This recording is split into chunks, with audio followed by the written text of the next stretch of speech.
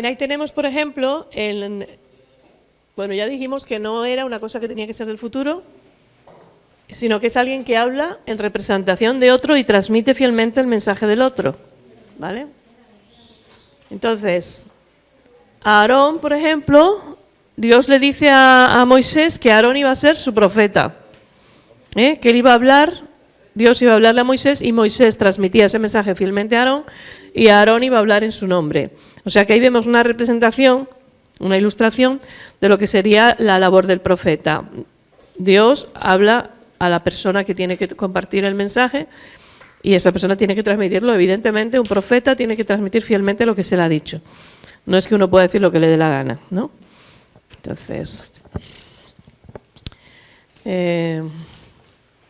los nombres de los profetas en el Antiguo Testamento, pues por un lado está la palabra profeta, que significa, por supuesto, uno que habla en nombre de Dios. Una preguntita. ¿Sí? Como pone profeta, según la Biblia es uno que habla en representación de otro. Sí.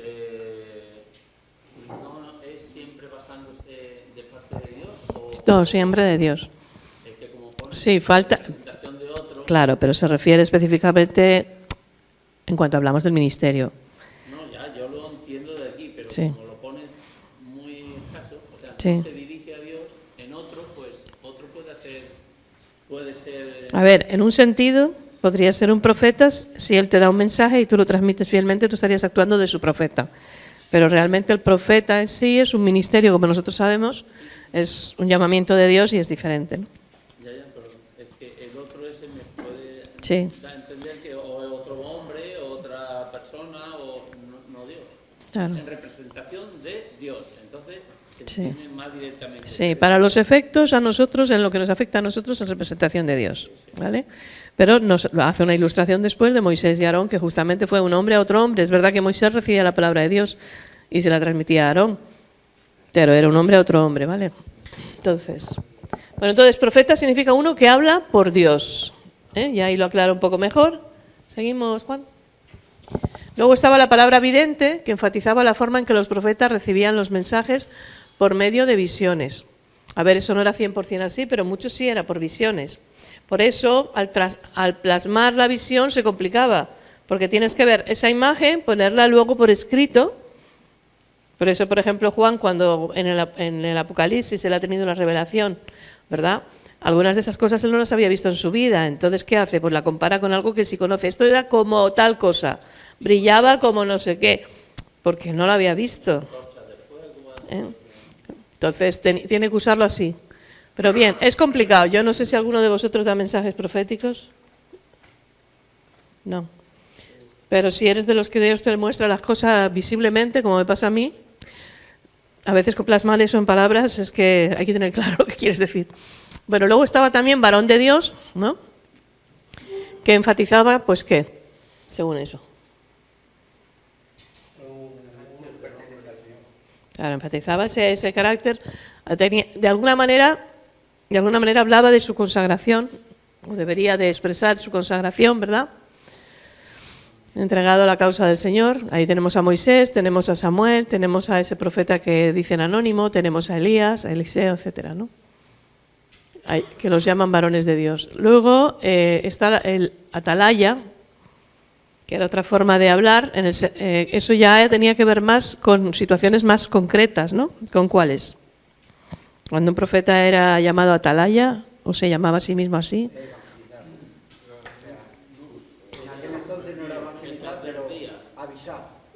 Avisar. ¿Tú qué decías? El que advertía. Advertía, vale, es que no te había oído la palabra. Sí, exactamente, tenía esa función y esa responsabilidad, ¿no? Podemos leer, por ejemplo, Jeremías 6, 16 al 17.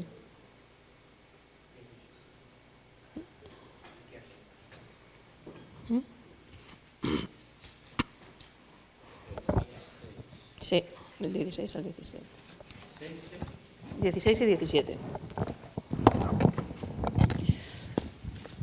Así dijo Jehová, paraos en los caminos y mirad, y preguntad por las sendas antiguas, cuál sea el buen camino y andad por él, y hallaréis descanso para vuestra alma. Mas dijeron, no andaremos. Muy bien. Es una advertencia, les está exhortando a que se paren, a que revisen, a que miren cómo andaban antes, cuando andaban agradablemente delante del Señor. Y ellos dijeron que no lo iban a hacer, ¿no? ¿No has leído el 17? No, Ah, vale. ha dicho 16, Yo me he fiado de ti. Dice el último, puse también sobre vosotros atalayas, que dijesen, escuchad el sonido de la trompeta. Y dijeron ellos, no escucharemos. Muy bien. Entonces, ahí vemos una clara rebeldía por parte del pueblo, cosa que pasaba desgraciadamente con mucha frecuencia, ¿no? Pero tenían esa misión a veces de advertir, entonces se los identificaba con atalayas, porque físicamente había atalayas desde las cuales estaba un vigilante que si venían enemigos, pues se avisaba a todo el pueblo. Pues aquí en el aspecto espiritual un tanto de lo mismo, alguien que avise de que lo que viene si no hay un cambio. Muy bien. O sea que ya hemos visto profetas, videntes, varón de Dios, atalayas, ¿seguimos? Bueno, el tiempo del cumplimiento es indefinido en la mayoría de los casos. Y luego está la doble referencia o doble cumplimiento. Vamos a leer ahí Oseas 11.1 y Mateo 2.15. Hay que leer los dos. Porque es justamente para mostraros lo que quiero decir.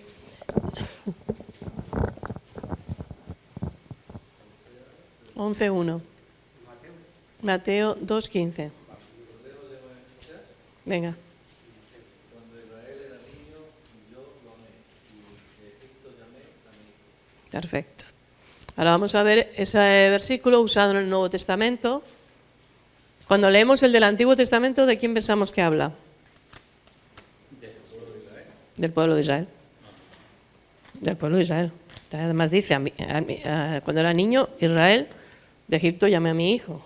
Sí, yo que pensé aquí en el versículo 1, cuando Jesús de pequeño solo lleva... Esa es la interpretación de doble cumplimiento. Es lo que estamos hablando, doble cumplimiento. En el Antiguo Testamento tiene un cumplimiento que tiene que ver con cuando Dios sacó a Israel de Egipto y habla de que era niño porque realmente estaba en sus principios, como hablamos en Pentateuco, ¿os acordáis? Ellos realmente no tenían experiencia como gobierno, no tenían experiencia de nada. O sea, cuando el Señor los saca de Egipto es como un niño al que hay que enseñarle todas las normas de convivencia, de principios y de todo. Vemos ¿tienes, Vicente? Sí, eso es lo que... Mateo 2.15. Y estuvo allá hasta la muerte de Herodes, para que se cumpliese lo que dijo el Señor por medio del profeta, cuando dijo, de Egipto llamé a mi hijo. Esta es una profecía de doble cumplimiento, ¿eh? Y sabemos que lo es porque la Biblia mismo nos lo enseña, que se refiere a eso, ¿no? Pero no quiere decir que no fuera cierto lo de respecto a Israel, sino simplemente que las dos cosas son ahí. Ahora, la parte de Israel era una profecía pasada, porque se refería a una etapa anterior al profeta, ¿no? Porque cuando habla Oseas es mucho después de la salida de Egipto. Sin embargo, la parte en cuanto a Jesús era algo de futuro. O sea que esta profecía tenía los dos toques, el toque pasado de decir algo y el toque de futuro. Muy bien. Vamos a leer Isaías 6, y ahora a ver, 6, 9 al 10, y luego creo que es Mateo 12. Sí, yo creo que sí. Mateo 12, del 37 al 41. Isaías 6, del 9 al 10. Venga.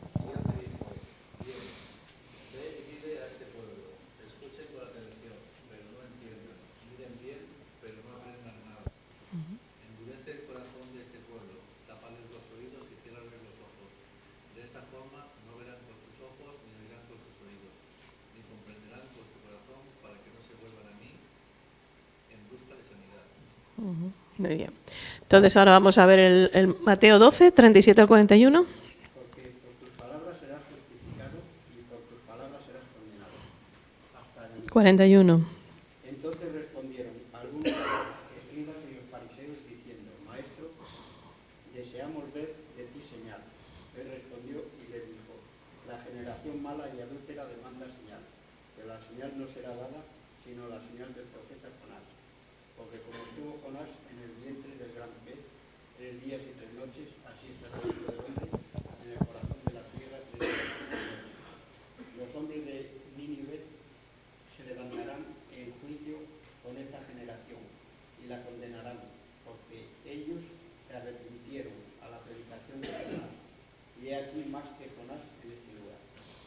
Fijaros, para los que habéis hecho el trabajo de Jonás sobre el arrepentimiento, que aquí tenéis un versículo referido a ese caso. No sé si alguno lo usaste. Claro. Si no lo habéis usado, pero ese era un versículo a buscar y a usar, porque, ¿sabes? Por la concordancia y tal. Vale, muy bien.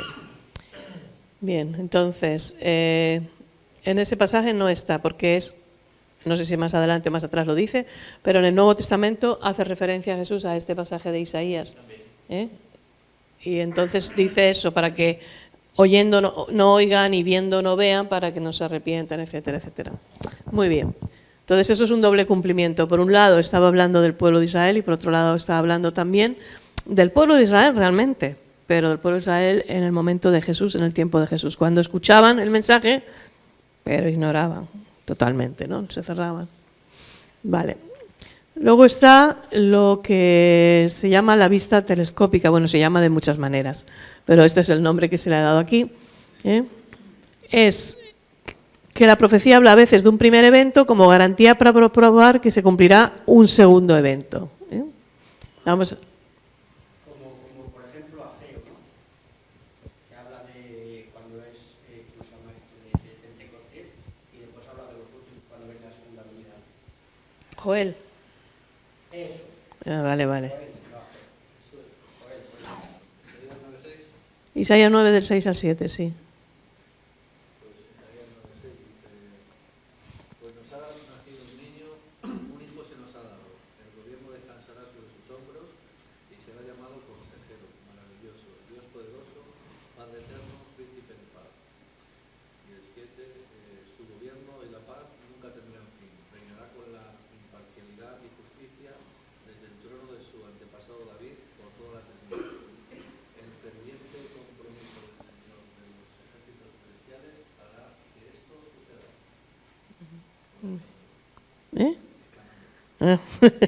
Pues que se note, que se note. Hará que esto suceda. Vale.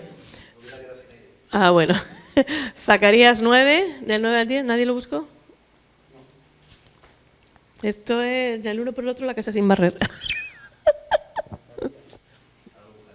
Zacarías 9, ¿no? Sí. 9:9. Alégrate mucho, hija de Sión, da voces de júbilo, hija de Jerusalén. Mira que tu rey vendrá a ti, justo y salvador, pero humilde, cabalgando sobre un asno, sobre un pollino, hijo de asno, sin pies. Él destruirá los carros de Efraín, los caballos de Jerusalén, los arcos de guerra serán quebrados, y proclamará la paz a las naciones. Tu señorío será de mar a mar, desde el río hasta los confines de la tierra.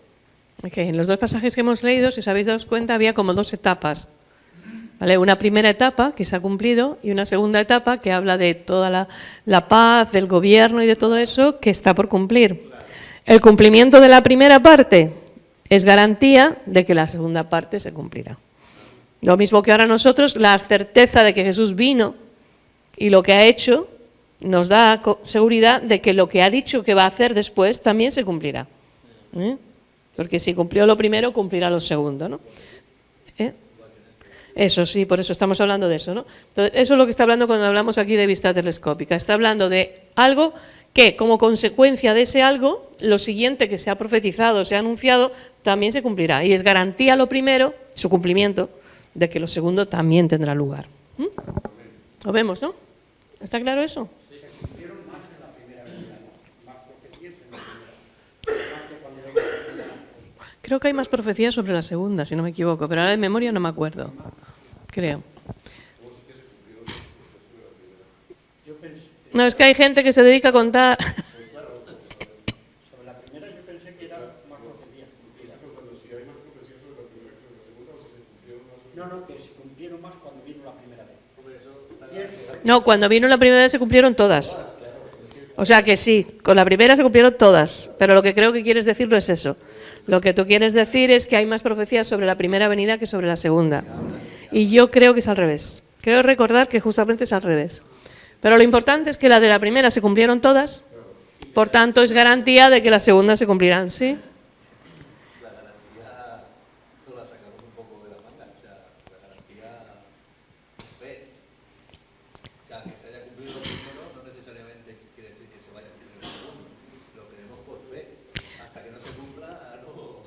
Vamos a ver, si una persona no miente nunca y ha dicho una serie de cosas y las ha hecho todas, yo tengo un peso muy grande para decir, la siguiente no las va a mentir. Para mí eso es seguridad. Hombre, estamos hablando de Dios.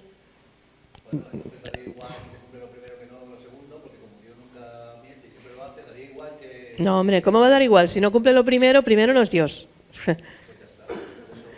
Pero si cumple lo primero, es Dios, es fiel y cumple. Y eso me da mi peso para creer todo lo demás que haya anunciado. Garantía sí, porque estamos hablando de Dios. A lo mejor tú puedes fallar como ser humano, yo puedo fallar como ser humano.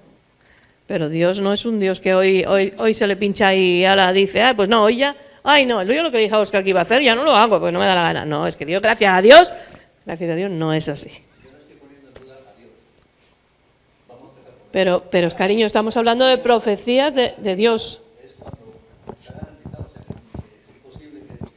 Está garantizado 100%.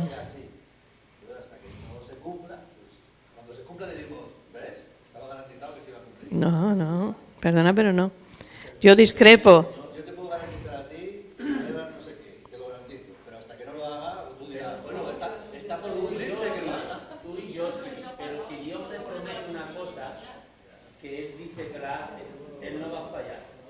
Porque entonces, en el momento que falle, o si Él falla, dejaría de ser Dios. Es lo primero que te he dicho, yo lo pongo en duda. Entonces, estamos hablando. Pero si pones en duda la certeza, claro. Es lo que Él dice, eso no son las cosas que los hombres dicen. Entonces, lo ha dicho Él, si no pones en duda a Dios, no puedes dudar que se cumplirá lo segundo. Por favor, ejemplos en la Biblia que iba a hacer una cosa y se arrepintió y no lo hizo, o sea que no es siempre tan sota caballo rey. Es así.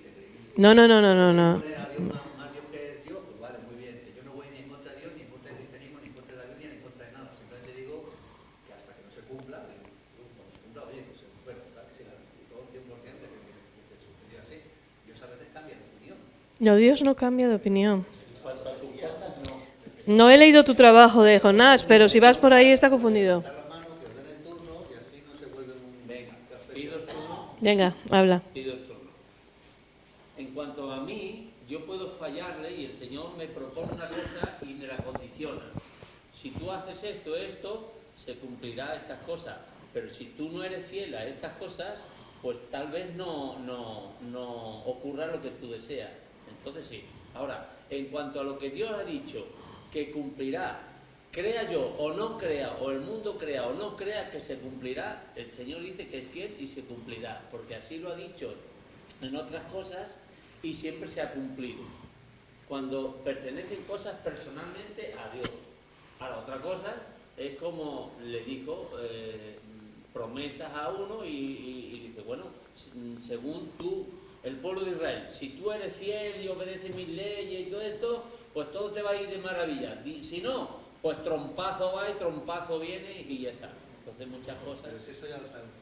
Ya está, no hay más. Si creemos en la Biblia, creemos por fe, y por todo lo que pone es por fe, y todo lo creemos por fe, y todo es por fe, no es por garantizado, porque si fuera por garantizado, toda la humanidad Pero tú tendría que tienes creerlo, fe en lo que todo el Dios mundo dice. creemos. Tú tienes Muy fe en bien. lo que Dios dice. Ok, Entonces ya está. vale, pues seguimos. Bien. Bueno, Que Dios lo va a hacer, está claro. esto es una ilustración de lo que acabamos de hablar. ¿Vale? ¿Qué problema había cuando vino Jesús la primera vez? Ellos estaban convencidos del Redentor que venía a reinar y gobernar y liberarlos de los romanos. Ese era su problema. ¿Vale? Que eso se correspondería con la profecía de este lado. Entonces ellos veían, por decir así, esto es una ilustración, el pico más alto, que era lo más guay, hombre, libres, los librando de los romanos, qué maravilla, esos opresores, genial. Esto era la venida como siervo sufriente. Por eso ellos no podían entender, porque ellos miraban y veían el pico alto, y el pico alto decía que venía a redimirlos, que venía a liberarlos, que venía a ser rey, y claro, Jesús no cuadraba con eso. Lo que él hacía, venía humilde, venía y les decía que iba a morir, entonces es que en su cabeza no entraba, no cuadraba. Y ese es el problema. Entonces, muchas veces los judíos han tenido problemas para entender porque veían el pico más alto, y se quedaban con ese trozo y rechazaban lo otro como, esto no puede ser, no me encaja que tenga que morir. Si es el rey redentor maravilloso, ¿cómo va a morir? Porque si muere, ¿qué rey va a ser? Está muerto. No pensaban en va a resucitar, va a reinar. No, eso ya no entraba. No entraba porque su mente, como la mente de los seres humanos, está limitada. Entonces, eso pasa. Y es por eso, y hay que entender que eso es lo que le estaba pasando a los judíos. Por eso a ellos no les cuadraba, porque no pegaban. Los dos personajes, para ellos, no eran la misma persona. Era imposible que fueran la misma persona. Cuando leían el 53 de Isaías, ¿o no lo tenían? Sí, pero sí lo tenían, claro que lo tenían, pero ellos no lo relacionaban con el Rey Salvador, con el Rey Redentor. O sea, para ellos eso era otro, pero de ninguna manera podía ser el mismo, es que no cuadraba. No les cuadraba. Como no les cuadraba, nos pasa a nosotros igual. No nos cuadra algo y en lugar de decir, espérate, si dice esto y esto, será verdad las dos cosas. Pero como no me cuadra, con mi mente limitada humana, pues entonces quito el trozo que no entiendo y me quedo con lo otro. Y ahí surge la complicación. Claro, luego me coge de sorpresa, que es lo que le pasó a los apóstoles y a todos. Les cogió de sorpresa, no entendieron. Cuando lo cogen y lo ejecutan, ya estaban descolocados totalmente. Totalmente. Porque ellos se habían quedado con una parte de la palabra. Por eso es muy importante que cojamos toda la palabra.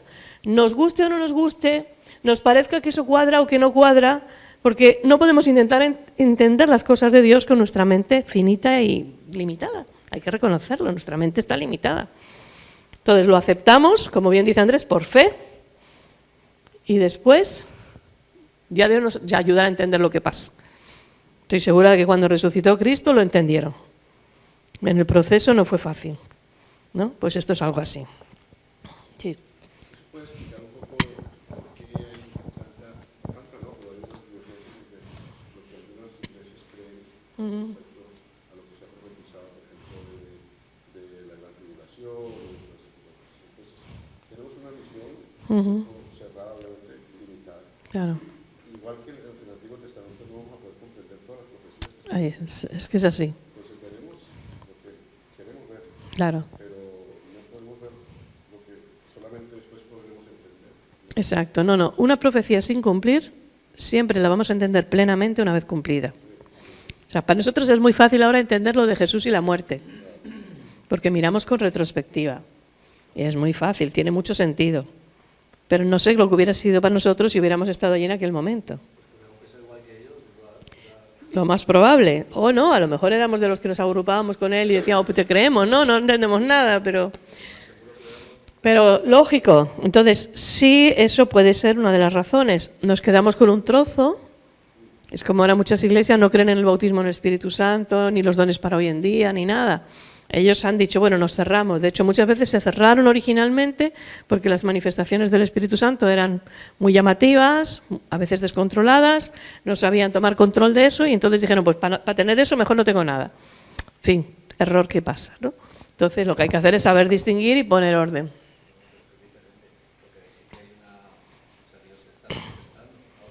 Ya, pero como las manifestaciones son particulares, pues...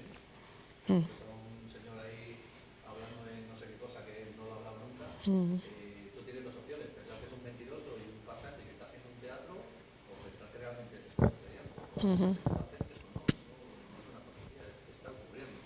Pero no estoy hablando de profecía ahí, estoy hablando de cosas que han cerrado a veces las puertas. Es más, entiendo más que las cosas que no entendemos porque están por venir, pues elucubramos y no vemos lo que sea. Pero no entiendo tanto que viéndolo también lo niegues. Ahí es donde un poco yo digo, pero ¿cómo es que niegan lo que están viendo con sus ojos? Bueno, Satanás estaba viendo a Dios todo el tiempo y se le ocurre creer que él va a poder llegar a ser igual o superior a Dios. Y lo veía todos los días. O sea, sí puede pasar. Desgraciadamente hay un pecado que se llama arrogancia, que puede tener que ver con eso. Puede ser que, ya te digo, que a veces la persona empieza a Dios a moverse, las manifestaciones son fuertes, o a lo mejor son carcajadas totalmente descontroladas, están primero en una iglesia que no pasa nada de eso, y de repente locos revolcándose por el suelo, ¿vale? Gritando, porque la gente no ha aprendido que hay que tomar control de esas cosas, y el que está dirigiendo no tiene ni idea tampoco mucho, porque todo esto es nuevo. Entonces está el que se adapta y dice, bueno, vamos a dejar que el Señor se mueva, y está el que no, y dice, no, nos cerramos y esto no. Porque luego si además la gente le cogía el gusto a esos gritos y a esa cosa, pero luego no manifestaba otros dones del Espíritu, no manifestaba sanidades, no manifestaba otras cosas, pues aquello estaba corto, en fin.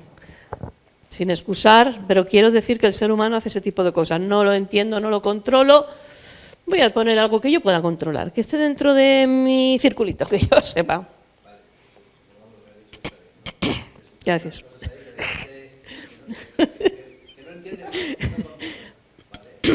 Niegan que es del Espíritu Santo, pero una aplicación de manera no se le vuelca por el suelo por gusto.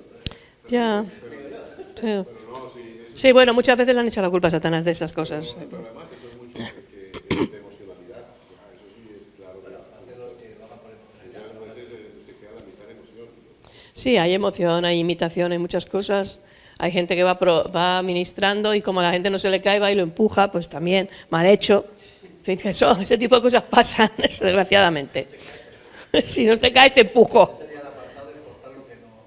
Claro, pero bueno, es eso. Y no estás diciendo que viene de la mano de Dios, Sí. estás diciendo que viene de la mano. Exactamente, es lo que suele pasar. Acaba de explicarse de esa manera. Yo creo que no, yo creo que es pura ignorancia en ese caso. Pero otra cosa es también cuando manipulamos estas cosas, ¿no? Sí, bueno, eso es un pecado grave. Lo que pasaba estuve yo aquí hace algo que me causó curiosidad, una invitación, y estuvimos varios de la iglesia, en una de los pastores que vinieron de alguna iglesia, y entonces hablaban de una cosa que me causó mucha curiosidad, y no sé hasta la fecha si eso realmente viene de Dios o no hay necesidad de este tipo de cosas. Hablaban del túnel de no sé qué cosa, entonces se suponía que todos se paraban alrededor, los que estaban ministrando y comenzaban casi que a pegar, pasar por medio, ¿no? pasar por el medio y casi que a pegar. Yo no sé, yo no tengo ni idea. Y yo decía, bueno, pero es que, ¿será que hay que hacer las cosas aquí? Yo no lo he visto nunca tampoco, eso lo vi en Para, el día. pero yo digo, ¿hasta dónde de pronto estamos haciendo cosas? Y eran muy afamados, y no sé qué. Yo no lo había visto nunca, Pero además es que tampoco lo he vuelto a ver, pero me pregunto yo hasta dónde puede que sí sean cosas del Señor, pero yo no creo, nunca he visto eso en la Biblia, nunca he visto que hubiese túneles de administración o de no sé cómo se llamaban. Y entonces por eso que también cuando estamos en las iglesias y vemos ese tipo de cosas, a veces la gente se sale y se va. Porque decimos, "Eso es nada que juegan, está jugando a bioenergía o cosas así, ¿no? Que no tiene nada que ver con la administración. Es que para administrar yo creo que el Señor no utiliza tanto parafernalia. Mira, a veces pasa, y yo no voy a dar la explicación de todo porque no lo sé, pero sí me consta que ha pasado este tipo de cosas. A veces lo que pasa es que Dios te dice un día que hagas un túnel. Y te ha dicho Dios, haz un túnel. Y sale guay, ministra, la gente es liberada, es sanada, yo qué sé, todas las cosas que puedan pasar. Entonces luego nosotros, que somos de relicarios, nos cogemos a cualquier cosa, decimos ya tenemos la llave, pues seguimos repitiendo. Yo me acuerdo del hermano Claudio Freysen, que habréis oído hablar de él. Dios le dijo un día, quítate la chaqueta y tírala a la audiencia. Y él lo hizo, y pasaron cosas. Después de eso, un montón de predicadores que visitaron la iglesia se han dedicado por ahí a tirar chaquetas.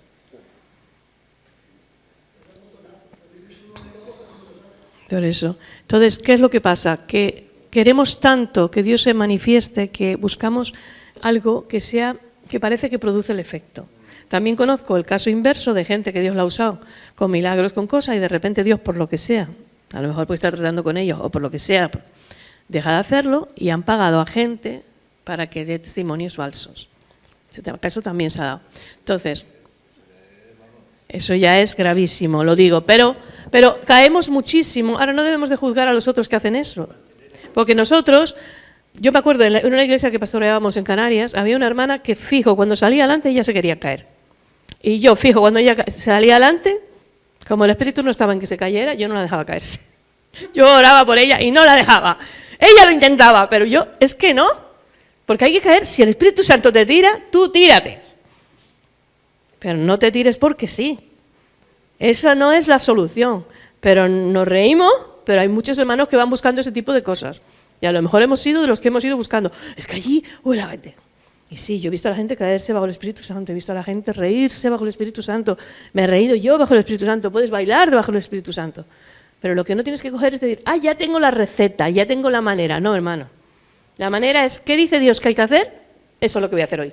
Y lo de hoy fresquito. Me encanta un ejemplo en la Biblia de David. David va a luchar con los enemigos, le dice al Señor, ¿qué hago? ¿Cómo voy? ¿Qué? ¿Voy? Sí, vete. Entonces él va y lucha y no gana. Y al día siguiente, él no se queda con qué hace, podría decir, ya no voy, pues no salió bien. Le pregunta al Señor, ¿qué hago? Y el Señor dice, vete por detrás de las balsameras. Y entonces le da la victoria. Y para mí esa es una lección muy importante. Ayer tú buscaste la dirección de Dios, Él te dijo lo que tenías que hacer, tú lo hiciste. Hoy no tienes que hacer lo que te dijo ayer. Hoy tienes que hacer lo que tiene hoy para que hagas. Y eso es válido a nivel de nuestro ministerio, en lo que sirvamos al Señor. Es válido a nivel de toda nuestra vida personal. No tenemos que tener la receta. Dios no quiere que lo controlemos. Si no te has dado cuenta, es hora de que te enteres.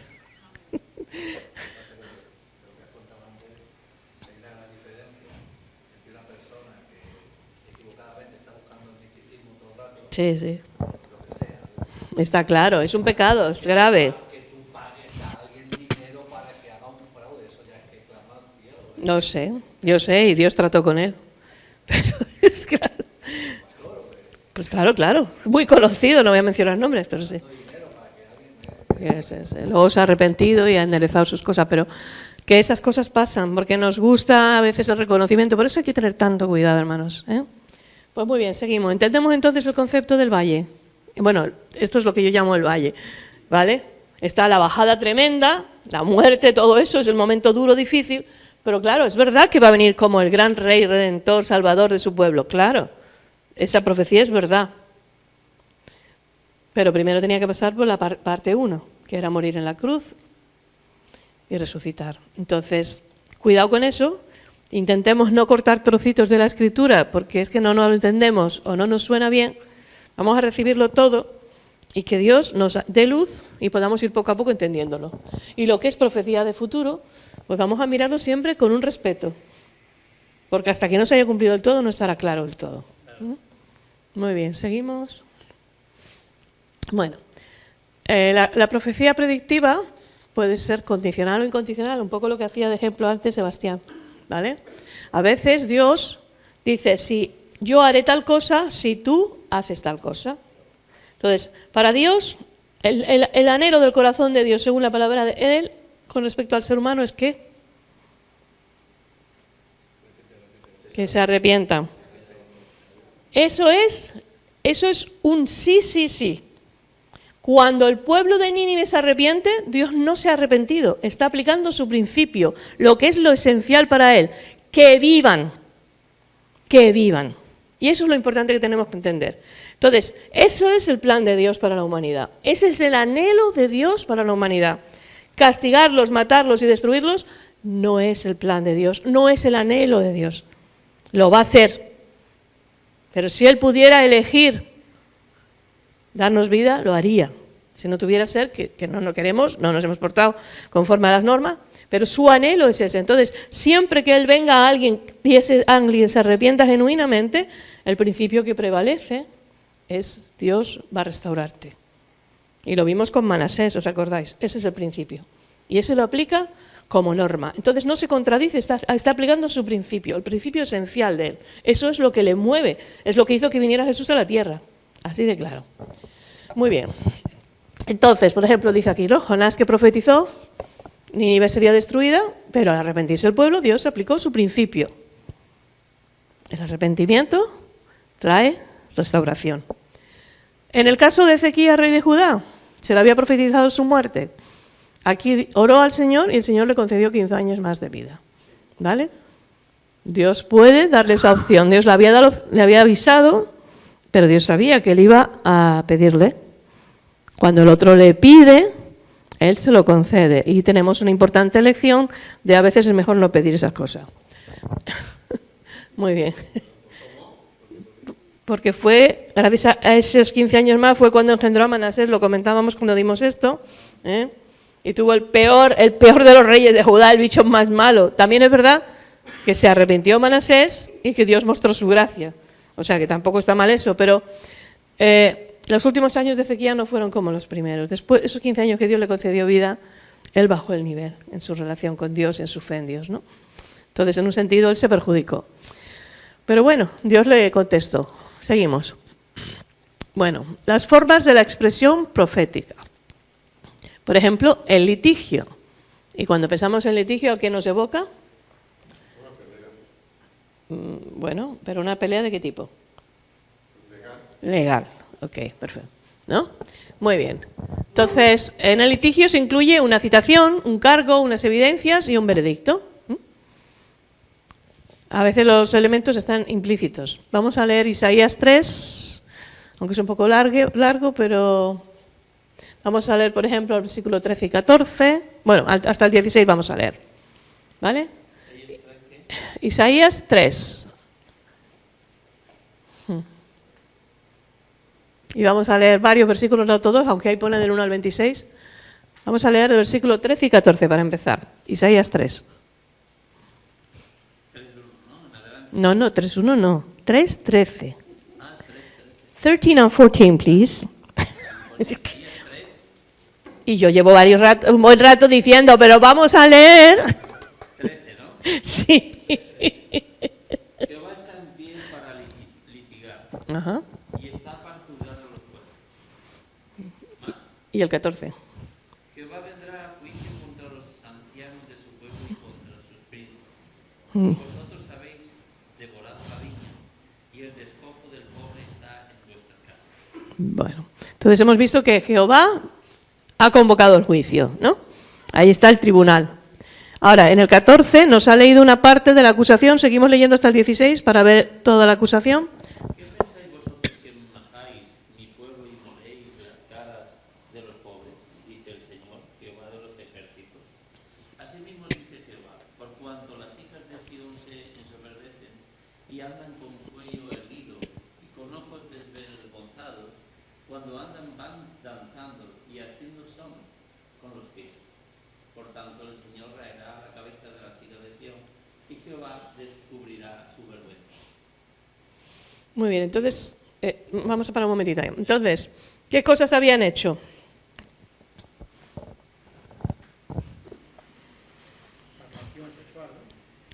Bueno, puede ser. Provocación, sí. Provocación de orgullo, Ujú. vanidad, no sé.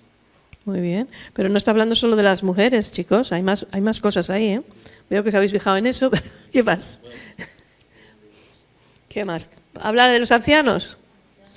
¿Qué hacen los ancianos, según eso?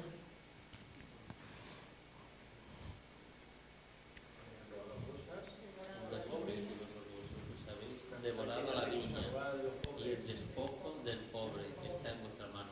Claro. Robaban a los pobres, abusaban de los pobres. En lugar de ayudar a los pobres, abusaban más. De hecho, dice que los maja, ¿y qué otra palabra? Usaba dos verbos ahí así muy majaba. ¿Y dónde está maja? Y moléis. Que está haciendo referencia, ¿qué es lo que ellos majaban y qué es lo que ellos molían? El cereal. Que al fin y al cabo el pobre, si no tenía otra cosa, tenía el pan. Pero dice que a ellos los habían aplastado, como se aplasta el cereal. Claro, y moléis las caras de los pobres. O sea, está haciendo una visión muy gráfica de cómo les están desproveyendo de lo más básico.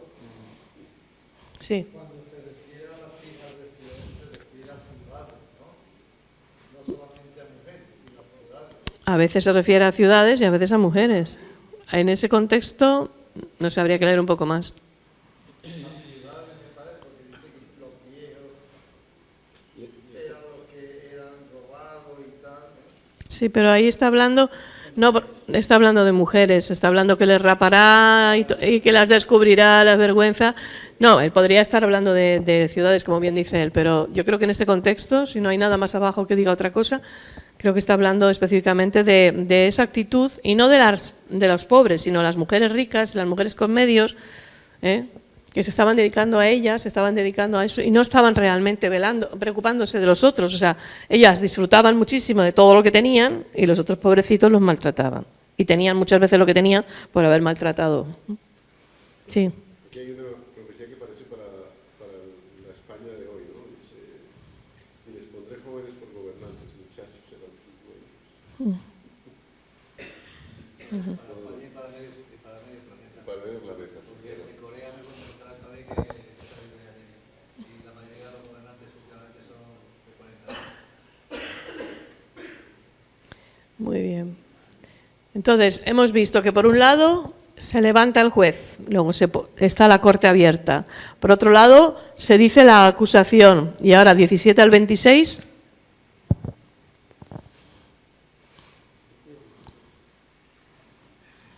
Nos quedamos en el 18.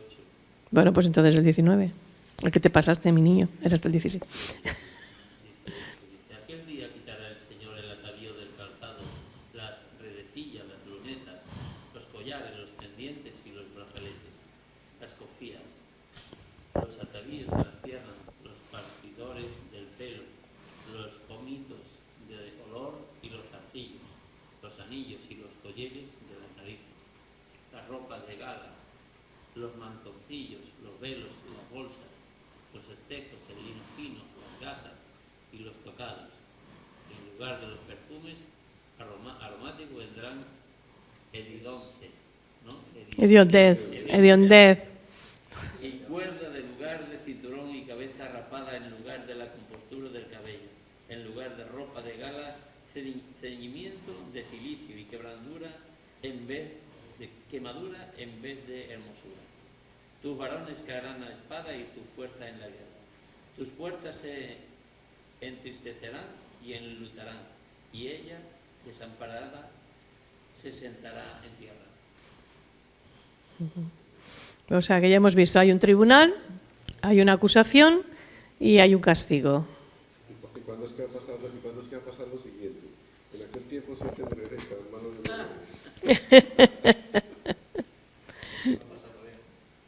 no, pues para que no.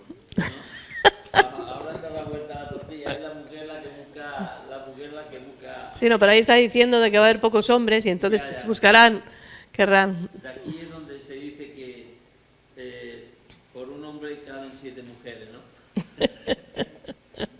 No, la población femenina es más que la masculina, ¿no? Sí, bueno, va por rachas, hay etapas. Ahora, como ya las mandamos a la guerra a ellas también, pues ya va estando más equiparado. Muy bien. ¿Pasamos, Juan? ¿Oseas? Que no hemos mirado el otro. Perdón, volvamos atrás. Es verdad. Yo me había olvidado que estaba Oseas. Oseas 3, vamos a mirar. Así que Oseas se casó con Gomer, hija de Diblaim.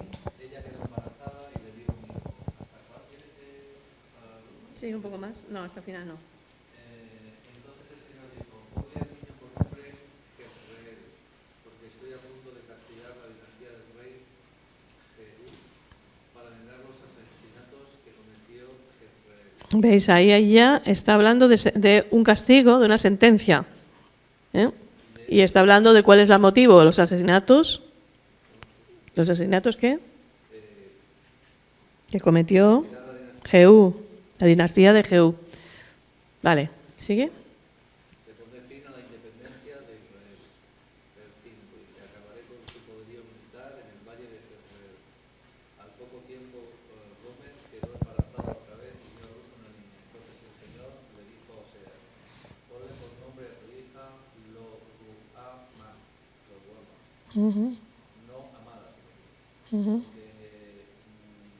porque ya no le demostraré amor al pueblo de Israel ni lo perdonaré, pero sí le demostraré amor al pueblo de Judá, lo libraré de sus enemigos, no con armas ni ejércitos, ni con caballos ni jinetes, sino con mi poder, como el Señor su Dios.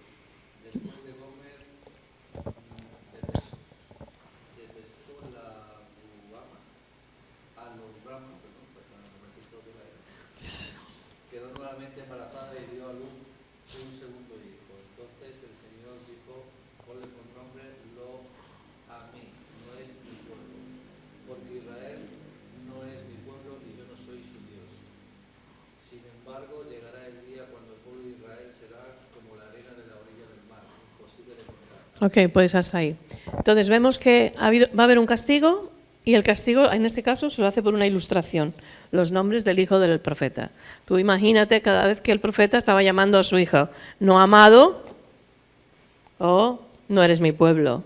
Era una declaración a todos los que oían del mensaje de Dios, no eres amado, no eres mi pueblo. Has pecado contra mí, yo te dejo. Y el castigo va a ser que tú vas a ser llevado antes. Pero yo todavía tendré misericordia de Judá. ¿Mm? Muy bien. Entonces vemos el litigio de Dios ahí con el pueblo. Seguimos. Ahora sí, Juan, perdona.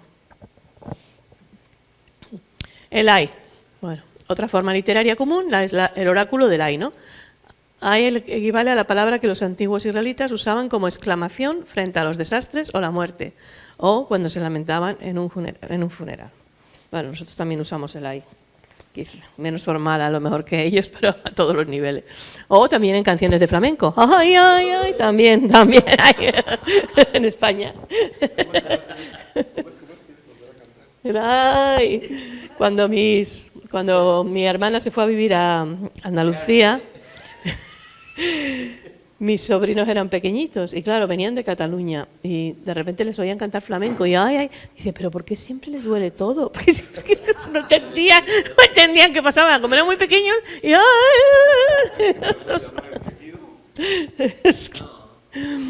que yo. Muy bien, ¿seguimos, Juan? Bueno, los oráculos de Ayes contienen en forma explícita o implícita. O sea, ¿qué quiere decir implícito?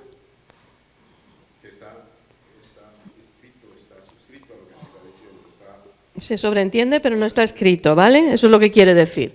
Pero tú lo sobreentiendes, ¿no? Se caracteriza la forma por, primero, ¿qué hay? Un anuncio de una desgracia, ¿vale? Y una predicción de las fatales consecuencias. Vamos a leer Habacuc 2, 6 al 8.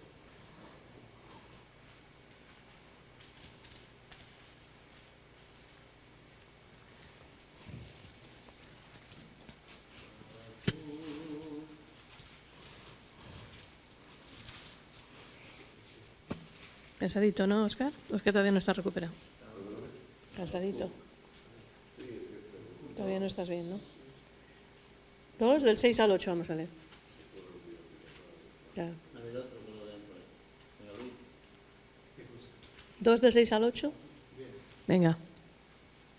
No han de levantar todos estos refranes sobre él y sarcasmos contra él. El que multiplicó lo que no era suyo. Que te falta emoción, hermano. ¡Ay, del que multiplicó lo que no era suyo! Te falta emoción. Ok, sigue, perdona. Sigue. No, Dani. ¡Qué corte, pobre!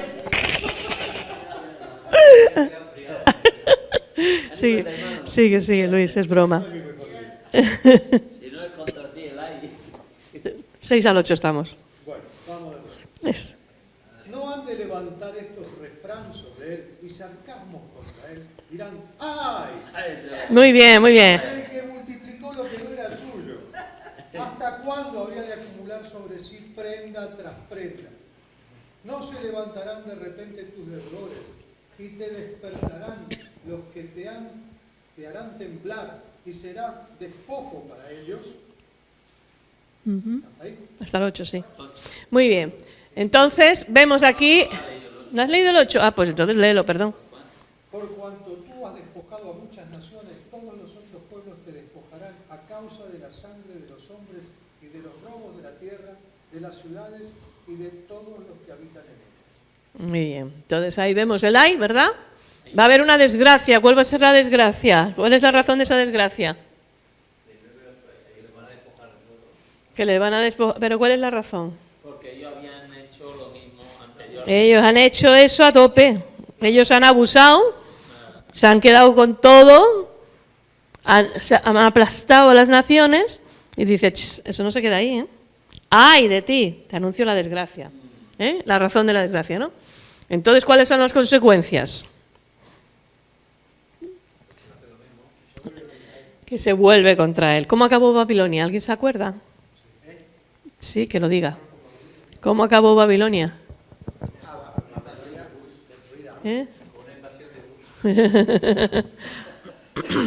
Pero ¿cómo pasó? ¿Alguien se acuerda? ¿Libro de Daniel? ¿Libro de Daniel? Los esos. A ver, hubo una mano escribió en la pared. Mene, mene, tekel, uparsin. ¿No? Y entonces, aquella misma noche, entraron los enemigos y tomaron Babilonia, aquella misma noche. Eso por coger los utensilios y burlarse beber con los utensilios del... Bueno, eso ya era el final de la historia, era por todo lo que habían hecho antes. Eso ya fue el remate. Y lo que le pasará a Babilonia esta también. Eclesiástica. ¿Perdona? Los medopersas. Sí, la unión de los medopersas. Bueno, seguimos. Vamos, entendemos lo del ahí, ¿no? Babilonia hacía planes para conquistar, ¿verdad? Y destruir a Judá, pero no lo pudo hacer. Cuando justamente estaba planeando ir a destruir a Judá, Habacuc presentó el mensaje contra ella, ¿no? Bueno, entonces hay otro, por ejemplo, el oráculo de Miqueas 2, del 1 al 5.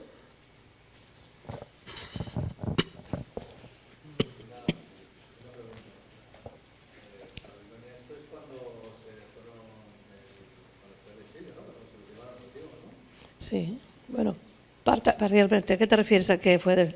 ¿Cuando se dio la profecía te refieres o cuando...? Aquí el versículo está diciendo que como ellos han actuado, Babilonia ha actuado de tal manera, pues sí. ahora sufre una derrota también, ¿no?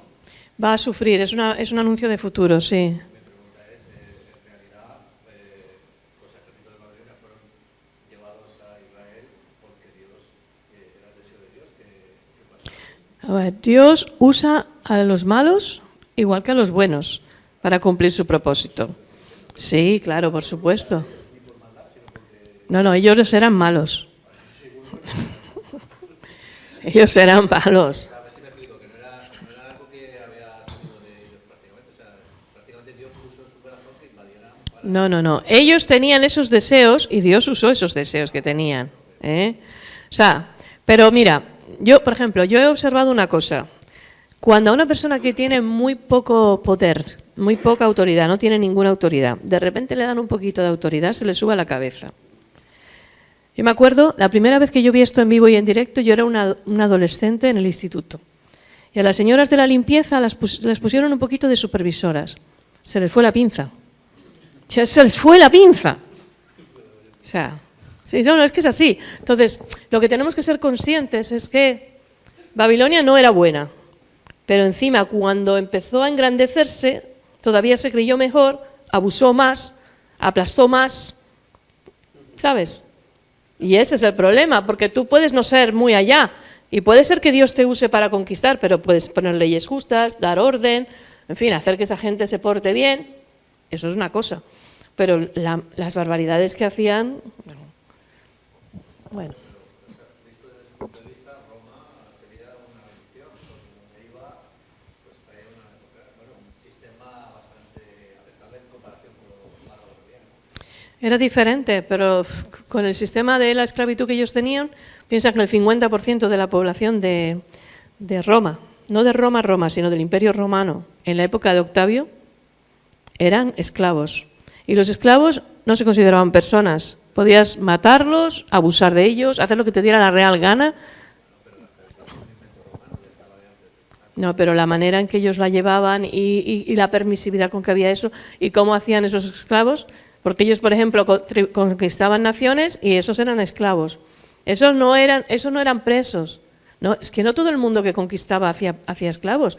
Otros simplemente los tenía presos, los cortaba la cabeza, pero, pues, o sea, vale, ¿alguien tiene Miqueas? Venga, el 2, del 1 al 5, para que veamos otro ejemplo. El título, perdona, diría un amigo mío, hay de los que oprimen a los pobres. No, Hay de los que oprimen a los pobres. Hay de los que en sus camas piensan iniquidad y maquinan el mal, y cuando llega la mañana lo ejecutan, porque tienen en sus manos el poder. Codician campos y los roban, casas y las toman, oprimen al hombre y a su familia, al hombre y a su heredad. Porque, por tanto, así ha dicho Jehová, yo planeo contra esta gente un mal del cual no libraréis el cuello, ni andaréis erguidos, porque el tiempo será malo. En aquel tiempo se os predicará un refrán y se os entonará una lamentación diciendo: del todo fuimos destruidos, Él ha cambiado la heredad de mi pueblo, cómo nos quitó nuestros campos, los dio y los repartió a otros. Por tanto, no habrá quien reparta heredades a suerte en la congregación de Jehová. Muy bien, entonces, ¿cuál es ahí la desgracia que está anunciando? O la razón, perdón, de la desgracia. Porque le han quitado, se han codiciado, han quitado. Pero es que no sé si dice en la misma línea, porque si no es mejor. No, es un sí, pero no sé si el tema es exactamente... Ahora lo leemos. Sí, perdona, ¿decías? No, que porque lo han codiciado, han quitado, han robado, han oprimido. Claro. Los pobres sobre todo. Y hay una cosa clave que dice porque tenían poder, es decir, que el que estaba haciendo eso no era el pobre, era el que tenía el poder de alguna forma para tomar esas medidas. Era un abuso, porque ya en la cama estaban soñando las perrerías que iban a hacer y con qué se iban a quedar mañana, ¿no? Algo grave, ¿no? Bien, y lo que les iba a venir, el oráculo que anuncia esa lamentación y predice el desastre, les iba a venir ¿qué?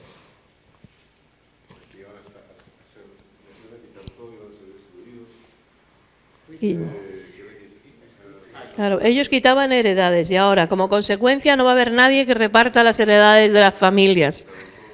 No tendréis eso, no tendréis el territorio, no tendréis la herencia familiar, no habrá nada de eso, ¿no? Como consecuencia. Bien, ahora sí podemos leer el de Sofonías. 2, del 5 al 7. ¿Qué aflicción les espera, filisteos, que viven a lo largo de la costa y en la tierra de Canaán?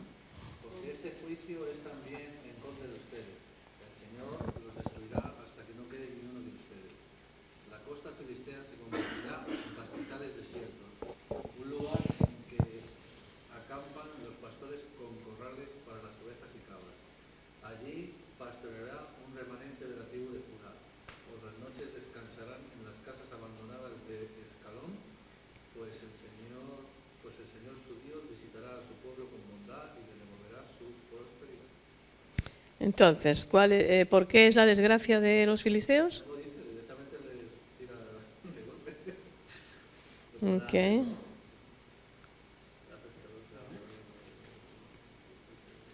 A ver, cuando llegaron los israelitas, ¿había filisteos? O nación sin pudor, no tenían pudor tampoco. En el versículo 2, no, en el 1. En el 5 al 7, sí. Están los versículos anteriores en el contexto. O sea, que no tenían vergüenza. ¿Y qué más? ¿Algo más?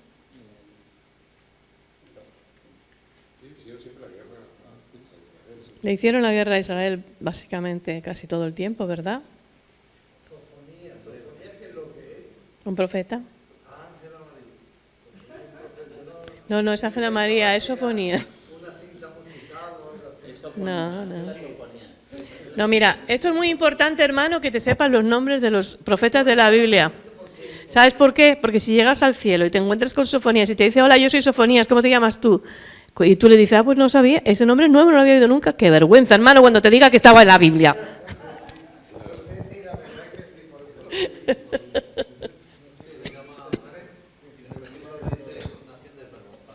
Claro.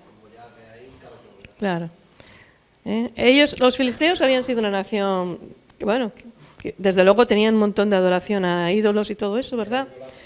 Sí, ellos practicaban lo de Moloch y todo ese tipo de cosas y habían intentado siempre ir contra Israel. Sí, bastante. Aunque dejan por ejemplo, David estar en medio de ellos cuando se hace el loco. Pero bueno, sí, abusan y hacen daño y siguen y llega un punto que hasta aquí se acabó. ¿Los filisteos? No. No sé. Los palestinos vienen de origen árabe, que esos vinieron ahí a habitar toda esa tierra. Pero propiamente los que había ahí, esos no estaban. Que yo sepa, no sé, a lo mejor sobrevivió alguno, pero vamos. Un conflicto también árabe, contrario a la fe y el Dios de Israel, pero vamos, los filisteos, filisteos ya Sí, no, básicamente fueron erradicados. Bueno, luego está... Aprovechando el tema este de la guerra, es verdad que todas las naciones islámicas, por decirlo de alguna manera, ¿no? Como no dio arroz a Israel, está claro, y Sí, de las escrituras, ¿no? sí. Pero en su propia escritura, en el Corán y demás, en realidad, ellos deben, según dicta, tienen que ir contra todos los que no protegen el Islam. Ujú. O sea, ellos no se meten con los budistas ni con los no sé qué, o sea, Claro. solo meten chinchilla con los Cristianos también. sí, bueno, con los cristianos y con los judíos, pero a los hindús no les hacen nada. Pero, no, pero yo vamos a ver, si tú eres del Barça, ¿tú eres del Barça o del Madrid? Del Madrid, vale, bien. Si tú eres jugador del Madrid, ¿vale? Todos los que están en tu equipo son tuyos. No les vas a meter encima un gol en tu portería. Los judíos son pueblo de Dios y los cristianos son pueblo de Dios. Entonces, ¿contra quién van a ir? Contra los del enemigo, está claro, contra el Barça, a por el Barça. Hombre, para verlo no, en nuestro... No, buenos y malos no, simplemente... Claro, pero, a ver, los budistas tampoco se meten con nadie, ellos se infiltran. El día que hice el trabajo ese del budismo me quedé alucinado leyendo ahí en internet que los budistas habían quemado no sé cuántas iglesias cristianas en la India, no sé qué, dije, yo anda, mira los pacíficos, los pacíficos. Eso no sale en las noticias normalmente. Dice, anda, mira, los que tienen fama de no y paz y amor. Digo, no, mira, 200 y pico iglesias, ¿no? Pero volvemos a lo mismo, si eres del Madrid vas a por el Barça. Es así de claro. Hombre, en realidad la imagen que dan es así como muy infantil. Es la imagen que nosotros tenemos, no los conocemos mucho, porque la verdad que aquí los que hay son casos puntuales y lo que les enseñan a ellos es ese tipo de cosas. Pero lógicamente cuando viene la competencia a casa es otra historia. ¿Y esto es budista? Esto no es lo que yo creía, ¿no? Bueno.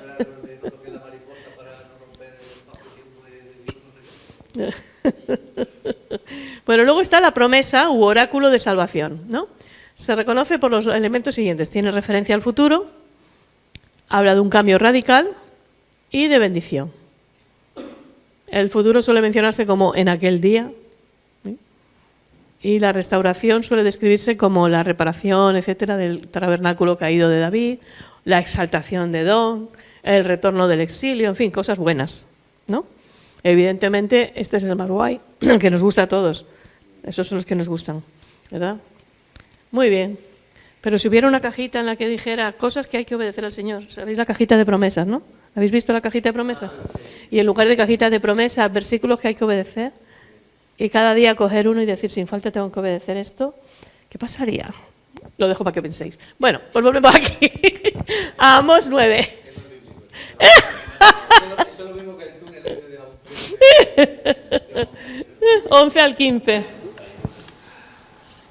aquel día yo levantaré el tabernáculo, no yo, el Señor, Sabemos que no puedes levantar el tabernáculo tú solo. Tendríamos que echarte una mano.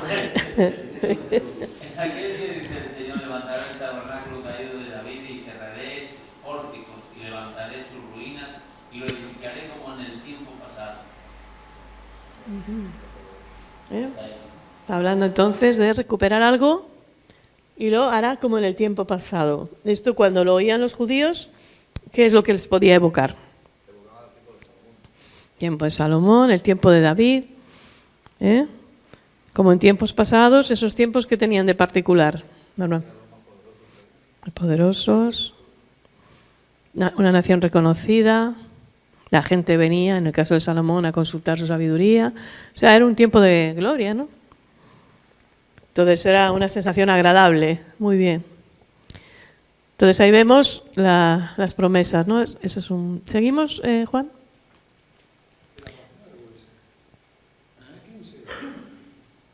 No sé, ¿y tú no lo leíste? ¿Quién leyó? Que no lo leíste. De verdad, ¿eh? Mi fe en vosotros está decayendo. Aquí no hay garantía. Lee, ándale. Dice en tiempo pasado, dice, para que aquellos sobre los cuales es invocado mi nombre posean el resto de Edom, y a todas las naciones dice Jehová que hace esto. He aquí vienen días, dice Jehová, en que el que haga alcanzará al segador y el pisador de las uvas al que lleve la simiente, y los montes destilarán mosto, todos los collados se se derretirán, y traeré del cautiverio a mi pueblo Israel, y edificarán ellos las ciudades asoladas, y las habitarán, plantarán viñas, y beberán el vino de ellas, y harán huertos, y comerán el fruto de ellos, pues los plantaré sobre su tierra, y nunca más serán arrancados de su tierra que yo les di, ha dicho Jehová, Dios suyo. ¿Se ha cumplido esa profecía? No. No. ¿Nunca más serán arrancados? Todavía no. Pero es ya habían sido arrancados, por eso están en el 48 ahí. Ellos cuando Jesús entró en Jerusalén y habló de la persecución del pueblo de Israel, decía, ojalá me hubieran escuchado, ¿no? Pero como no escucharon cuando el día de su visitación, pues serían esparcidos, y lo fueron, esparcidos por todas partes. Y hasta 1948, desde el año 70, después de Cristo, no han vuelto a ser nación en Israel, en el territorio, vamos.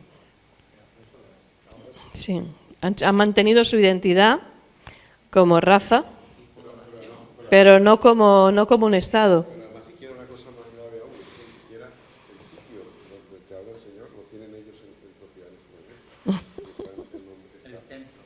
La propiedad de los Nos dice el 14, y traeré del cautiverio a mi pueblo Israel. Claro. Fíjate si hay judío todavía en el mundo esparcido. Bueno, yo leí, pero no sé hasta qué punto eso es fidedigno ahora, porque esa información la leí hace ya tiempo, que había más judíos en Estados Unidos que en Israel. Pues, si hay 4 millones y pico largo. O sea que Sí, hay una estadística de 4 o 5 millones. ahora yo creo que eso habrá cambiado, pero bueno, ¿seguimos? Eso ahí, y en otros sitios, y si vas a Rusia, se va... En Rusia de Rusia se fueron muchos porque En Argentina también, bueno, sí, también en Argentina. Después de Nueva York es el lugar que más judíos tiene. bueno. Bien, entonces la bendición viene por medio de la vida, la salud, la prosperidad, la abundancia agrícola, el respeto y la seguridad, ¿eh? Vemos ahí las cosas que implica esa bendición, ¿no? En el caso de Amos, fijaros que el que ara alcanzará al segador, o sea, ahí está hablando de tanta abundancia que es que no van a dar abasto, y el otro sigue y ya tú todavía estás recogiendo, tú, es que esto es bestial, ¿no? Y qué guay. Muy bien.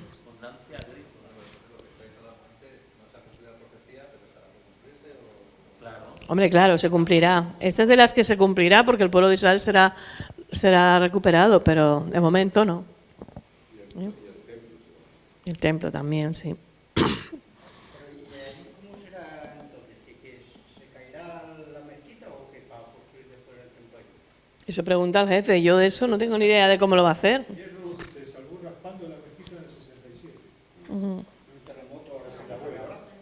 Eso no es lo que el Estado Islámico de 8 días. Muy bien. Vamos a ver, por ejemplo, sí. Isaías, por ejemplo, 45 del 1 al 7, para ver otro ejemplo de la promesa. Entonces vamos viendo la diferencia. Eso es importante cuando estemos leyendo el texto bíblico. Tenemos que ver si es de Ais, de estos, si es de promesa. O sea que lo que el Señor diga, inclusive a través al día por el que me ha dado una profecía para y era en ese sentido, se va a pasar datos, pero bueno, nada claro.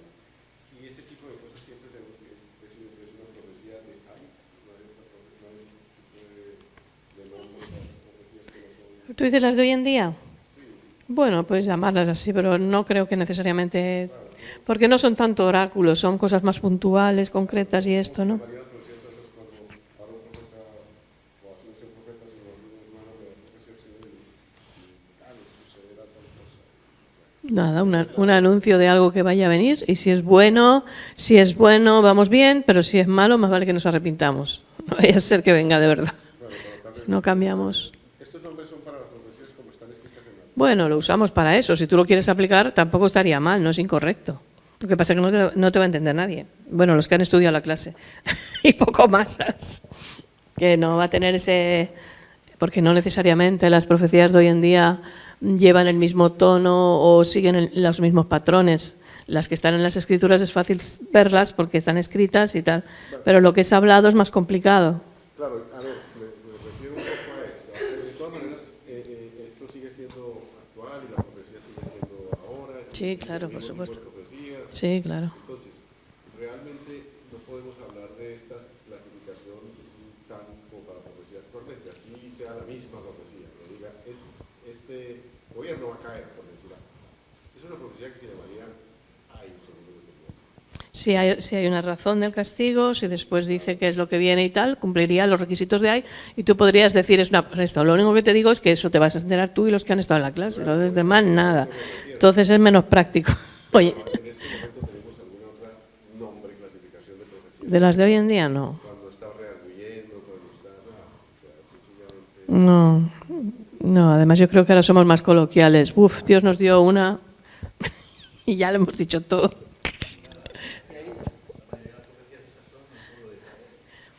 Sí. No, hay veces que habla de más que ellos, pero sí, sí. Y yo le doy vueltas a la cabeza también sobre esto del templo. Pero ten cuidado porque a lo mejor la rosca se te va. Sobre el templo, el templo no era plan de Dios tampoco, el que se construyera ese templo, ¿no? ¿El templo cuál? ¿El templo? El templo que se va a sentar el anticristo. Sí, sí, claro, eso es parte de lo que va a ocurrir. Sí, claro. Pero ese es el plan de Dios de que se construya el templo, que Claro. el templo del Espíritu Santo. A ver, el pueblo de Israel todavía está esperando al Mesías, por tanto, ellos tienen que construir su templo. Pero, a ver si me entienden, no era plan de Dios.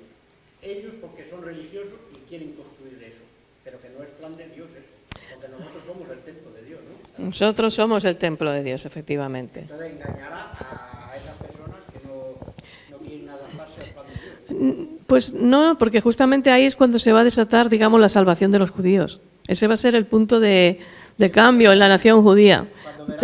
Tendrán que huir, o huirán de una manera muy peligrosa y se jugarán la vida, pero sí, será el momento de salvación. Sí, ahí se le quitará el velo y verán que... Claro.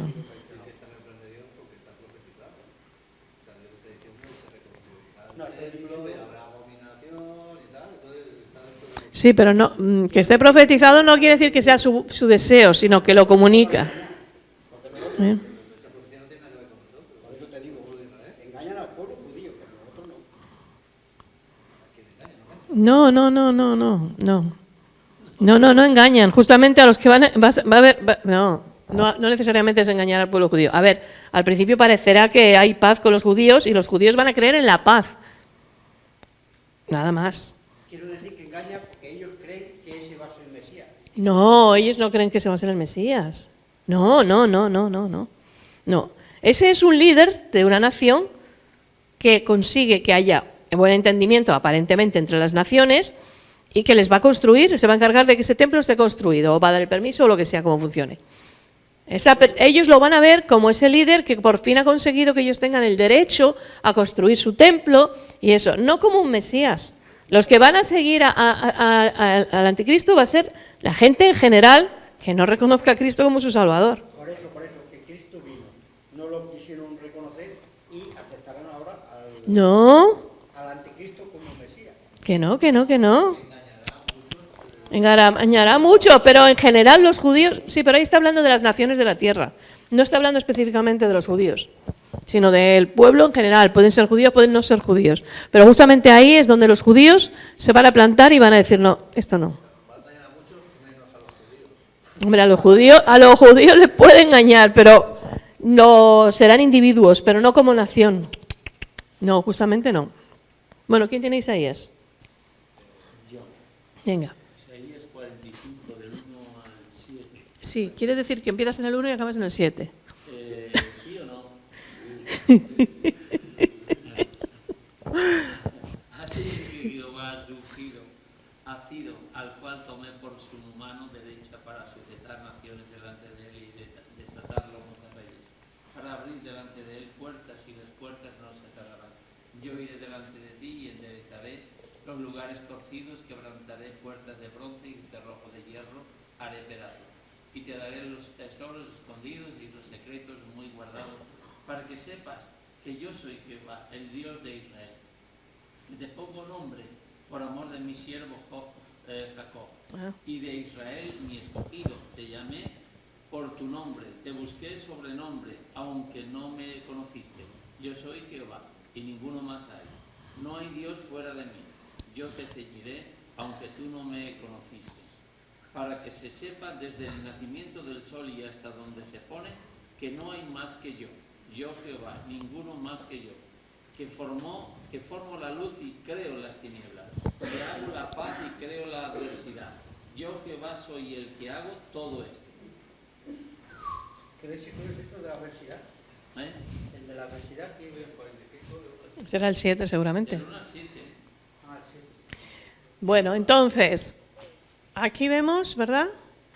Una promesa, pero es interesante porque está hablando Isaías de alguien que no había existido todavía, que va a dar libertad a los judíos que están en Babilonia cuando lo tomen, porque él es medo-persa. Tú imagínate si alguien, yo me imagino que a lo mejor alguien de los judíos que había en Babilonia le dijo, chico, de ti profetizó Jehová. O sea, profetizó Isaías, perdón. Pero habló de ti esto y lo que iba a hacer Jehová. Imagínate, ¿no? Muy bien. Entonces ahí vemos como por lo menos unos 200 años aproximadamente. Lo que acabo de decir. Lo que estoy diciendo es que Isaías, que vivió como alrededor de unos 200 y algo años antes de Ciro, profetizó con nombre de Ciro, que iba a ser un rey medo-persa, que iba a dar libertad a los judíos para que volvieran a su tierra. Y yo lo que digo, allá poniéndome en la imaginación, si alguno de los judíos que vivían allí, que estaban en el palacio, que había unos cuantos, porque trabajaban y servían allí, le llegó a decir a Ciro que habían profetizado de él, por nombre, ¿tú te imaginas? Tiene que haber sido chocante, ¿no? Fuerte. Es posible que se lo dijeran.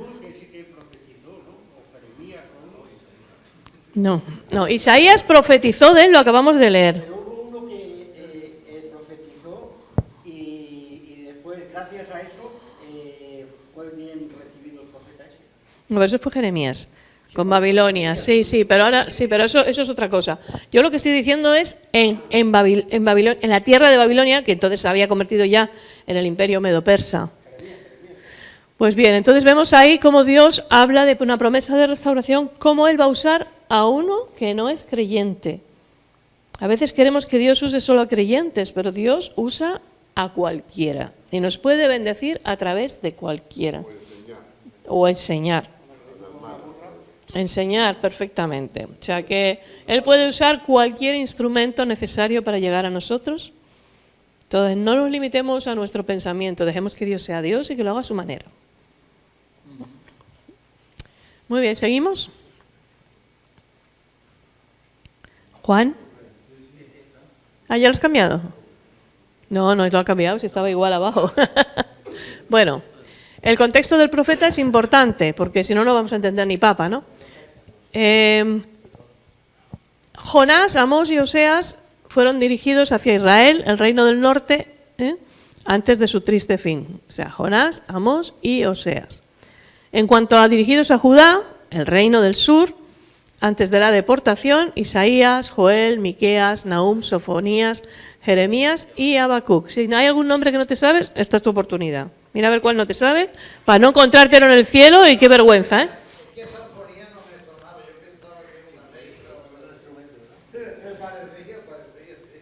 Pues Jehová el Señor está en medio de ti, poderoso. Él salvará. Se gozará sobre ti, callará de amor, se gozará sobre ti con alegría, cantará con cánticos. Uno de los versículos más chulos de la Biblia, por Dios. Seguimos.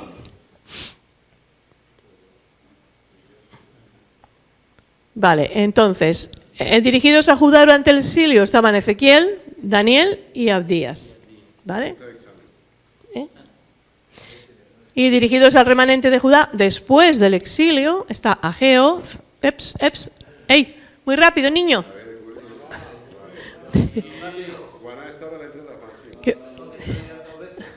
¿A dónde te has ido? Ah, vale.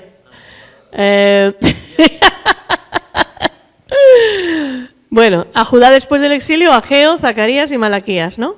Aunque Malaquías habló a ambos reinos. Bueno, eso es importante porque nos habla de en quién está pensando el profeta a quién se está refiriendo Dios y nos ayuda a interpretarlo mejor. Sigue, Juan, por favor. Sí, tranquilo, no pasa nada. Bueno, Isaías. Isaías era, como dice la Biblia, hijo de Amós, de la tierra de Judá, llamado al duro cargo de profeta en el año 740 a.C., y que murió probablemente bajo el rey Manasés.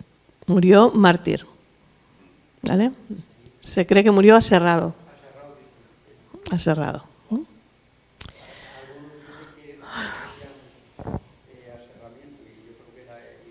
Sí, sí, sí. Se cree que es él, sí. Por lo que hay registrado en otros libros que no es el libro de la Biblia, pero bueno, está. ¿Seguimos?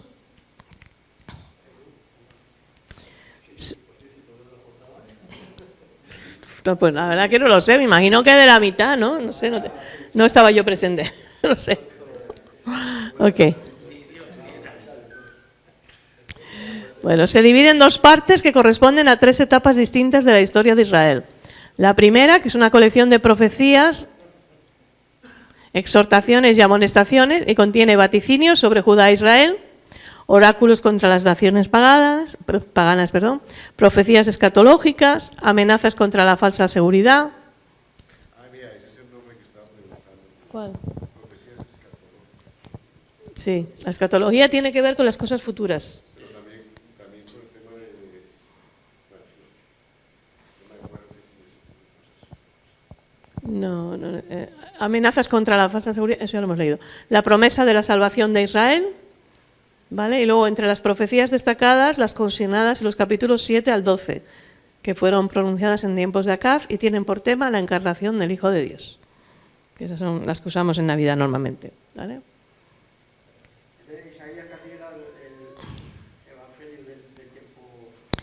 De hecho lo llaman así. Lo llaman así. Bueno, los capítulos 36 al 39 es como una especie de esquema histórico, porque ahí realmente narra una serie de experiencias históricas sobre todo, como lo del anuncio de la muerte de Ezequías y ese tipo de cosas, ¿no?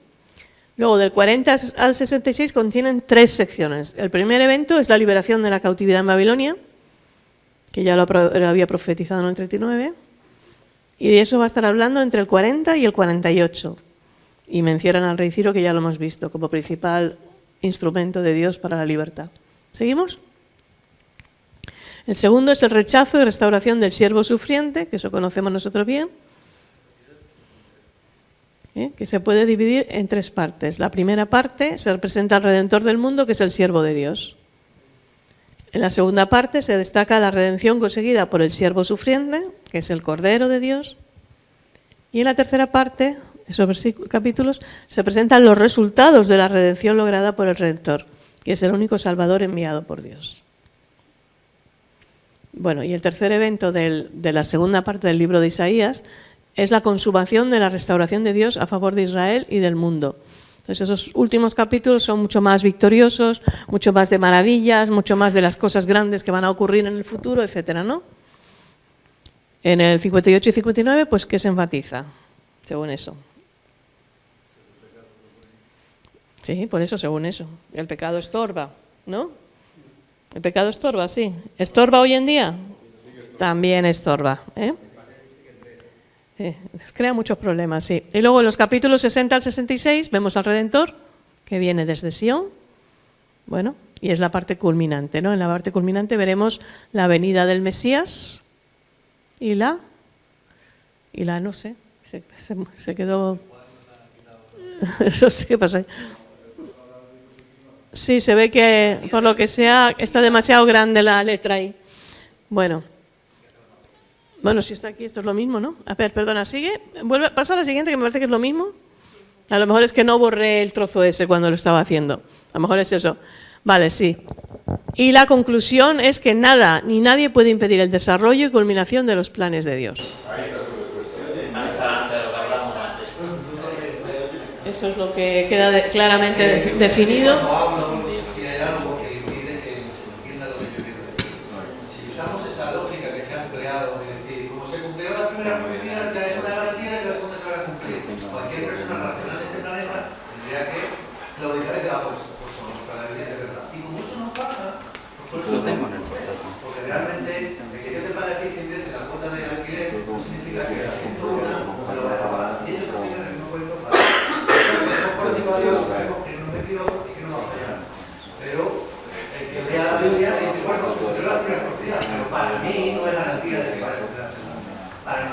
sí, volvemos, pero que en el cual corremos un estúpido beneficio. Que no está... Tú